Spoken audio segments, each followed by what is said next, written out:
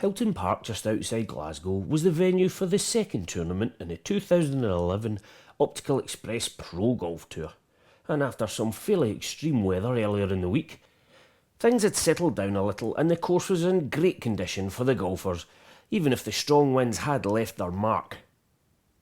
To be fair though, not all the bad weather had moved along by the time the golfers were here, and the Brawleys were up on more than one occasion over the 2 days. On the first day though, one man who weathered the storm better than most was Mark Kerr from Murrayfield. He is on the 16th with a rather long putt, although he'll tell you it was a birdie attempt, and it was a very steady 69 on day one for a 1 under par total, putting him in a tie for second place with Graham Fox. Another man who scored well on the first day was Eric Ramsey, veteran of the Challenge Tour, and well, not so used to hills like this coming from Carnoustie, but he played well, scoring a level par 70 and enjoying the chance to get as much tournament golf in as possible. We've got a limited status issue in the Challenge Tour, so just got a lot of late calls and things like that, but it's played okay in the winter, quite good work in the winter, so just looking forward to getting my chance in the Challenge Tour and then hopefully play well. Playing alongside Eric on the Challenge Tour recently was Swanston's John Gallacher. Plying his trade mainly on the Euro Pro Tour, we asked him what his thoughts were on having a new tour closer to home. Well, it means a lot, for one, because we don't have to travel so far, and I think the standard in Scotland, you just need to look at the people that are playing here today, that the standard in this tour is very, very good. I think there was 70 pros played this week, so yeah, for me it's a lot. It means a lot because obviously Euro Pro is it's my bread and butter. It's where I need to be playing to try and get to the next level, and obviously trying to pick up a few Challenge Tour starts is important, but certainly for this tour to happen, it's great for me, and I'm pretty sure the other guys as well that are here. Paul McKechnie had carded a magnificent 6 under par 64 on day one. With John at 1 over, what could he possibly hope to do on day 2? You know, my hopes for today really are just to try and improve on yesterday's scores. I think the weather's a little bit fairer today, so I mean that score yesterday was phenomenal really. 64 was a great score, and congratulate him on that, but there's a couple of guys that are still 1 under par, and Mark Kerr and Graham Brown, and they're very good golfers also, so I don't think he's run away with it himself yet, but he'll know that, you know, he's obviously very experienced. But for myself, you know, I just really want to try and shoot under par. That would be a good score today. And he certainly started in the right manner. If shooting under par was what he wanted to do, this his approach at the second after already having birdied the first. And John was certainly on target for a good under par total. Back to the rest of day one's action, and here we have Sean McCallister from Craigie Law rolling in a lovely birdie putt at the 15th. And well, it was a happy hunting ground for a lot of the players in day one. John Henry here, well, he also had this for a birdie. He was a little bit further away, but look at this, definitely the putt of the day, and helping him on his way to 2 rounds of 72 to finish in the money and a tie for 14th. And just to prove that anything the young guys can do, the older guys can as well. Lindsay man here, who'll be looking towards the Seniors Tour next year, well, he had this for his birdie, and again a lovely putt. And the golfers certainly enjoying the 15th here at Hilton Park. Yes, the camera got it, Lindsay. And of course, this tour an excellent chance to keep the game sharpened. And another man who's already in the senior ranks, Campbell Elliot, still very competitive and competing at the highest level. I've got the PGA Seniors coming up a couple of weeks' time, so Pro-Am at the weekend, this today, yesterday. It's all keeping your edge, the scorecard in the hand. Steve McCallister, who's a great player, Stephen is 50 next year, he's won in Europe, he's getting ready for next year. So I was just saying, you know, it's about competing and about learning. You know, I played with a young guy yesterday who's a fantastic ball striker, but you can see wee things in his game that he needs to tighten up if he wants to go to that next level. But these levels are helping them. Great players here, fantastic players. Scottish champions, guys have been on the main tour, off the tour. Yesterday I played with Chris Kelly.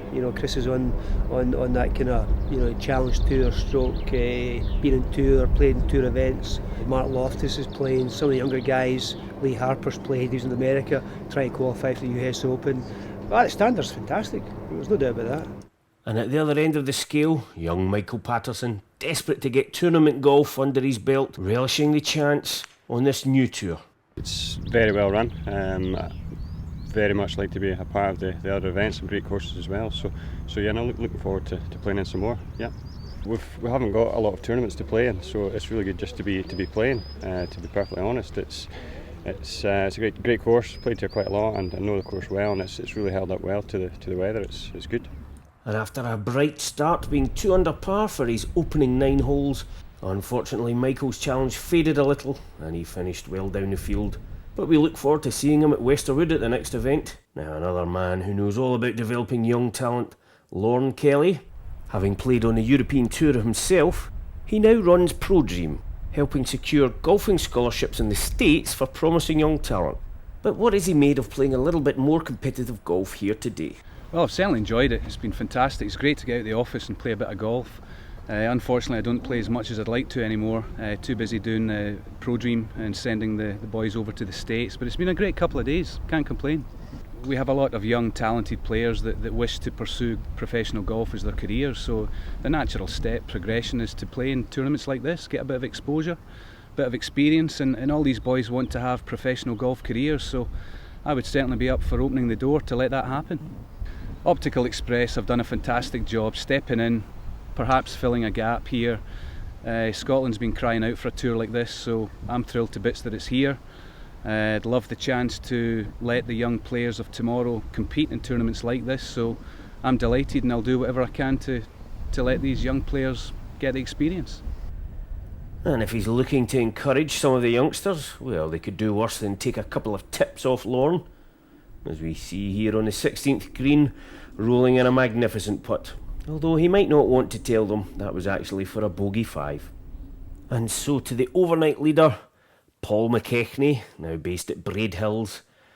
The former number 1 on the Euro Pro Tour had a magnificent opening 64, which gave him a 5-shot cushion going into day 2. And well, just to stamp his authority on the tournament, he actually started with an eagle. This his approach at the second, where he managed to get his par and things rolling along very nicely for Paul McKechnie. One of his closest challengers, Graham Brown, well, he was out with Paul, and this was his approach at the second. He had a 69 on day 1 and a steady start from Graham too. Alongside him overnight was Graham Fox, who struggled a little bit in day 2. This was him at the second, missing the green, and unfortunately that was a little bit of the story of the day for Graham. But coming from the chasing pack, here we have David Orr, based at Eastwood. That was for an eagle on the first for David, a tap-in birdie, and he was moving up through the leaderboard very nicely. Another man who had a 71 on day 1 for 1 over was Kevin McAlpine, and despite this nice birdie putt going in on 2, his challenge faded over the second 18 holes, and he finished down the field in a tie for 14th. We spoke earlier with Eric Ramsey from Carnoustie after his day 1 level par 70, and this was him on the 4th tee, a tricky par 3 up the hill, 175 yards, but that was a great tee shot, and unfortunately he couldn't convert for a birdie, and that was the story all too often for Eric on day 2. But he was still in the mix. But it was beginning to look like nobody could claw back the leader. Paul McKechnie here, rolling up a birdie putt past the hole, but he kept his nerve pretty much as he did all day. He sank that for a steady par 4 on the second, before birdieing the third to make him 3 under after 3 in round 2. Mark Kerr, who'd enjoyed a good day on day 1, 1 under par, well, this was him on the 4th, up the hill, the tricky par 3, and although he kept his nerve here, as you'll see he rolled in a very nice putt, It was only for a par, and he finished 2 over for the tournament and a tie for 6th. As with the other tournaments, there was ladies in the field, and always very competitive to see who would come out on top of the ladies. Katie McNichol here from Carnoustie, well, she had a fine 70 in day 2, but it wasn't enough to catch up the leading lady, Corrie Lee, a regular on the Ladies European Tour, and although she finished top lady, felt she could have done better. I seemed to be doing quite well up until the 14th, and then the wheels kind of came off. I missed a few crucial putts and I went from doing very well to finishing quite average. About a month ago I started changing things, so most of it's a lot better than it was, but I'm still getting the odd wild shot, which is kind of costing me at the moment. But I think give it another month when things start to settle in and a bit more practice, and my golf should be very good. And how did she enjoy the format, playing alongside the men? Well, I played with girls yesterday and lads today.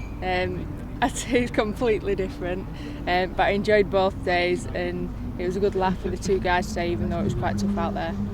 Corrie finished 4 over for a tie for 14th, but back up at the top end of the leaderboard, John Gallacher had this for a 66 to finish at 3 under.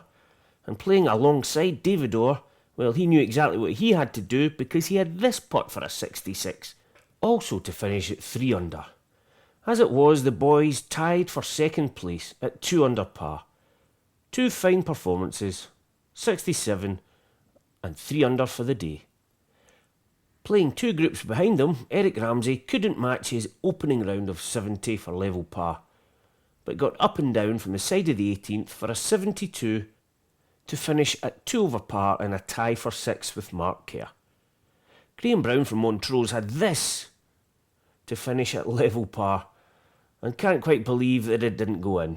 As a result, he finished on his own in 5th place, as he had done in the first event down at Stranraer.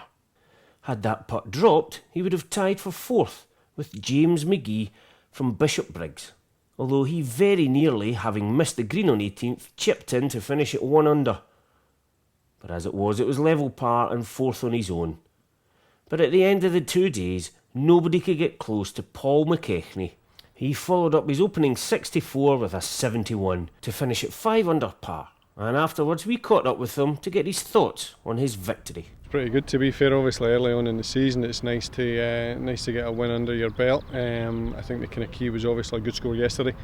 Put me in a position where I didn't really have to play particularly aggressive today. It was basically just a case of kind of chipping around, not doing anything daft, and the job was done. You know, I've been working hard in my golf game, and I just felt as though I played pretty smart yesterday. I didn't take anything daft on, and was patient enough to wait for my chances at the 5s for a couple of 2-putt birdies. And after a win here and now topping the order of merit after 2 events, what are his thoughts on the new tour and what it means to the golfers? Everybody's kind of saying we've not got enough, events to play in, and as I say, Alan and Nigel's actually done something about it, and we've certainly got the backbone there where hopefully we can get 100 plus guys playing every week, and we can actually develop the tour and get more events in the future, playing for more money. But it's important that the guys actually support the events and back it, and make sure that the hard work that has been put in doesn't go to waste.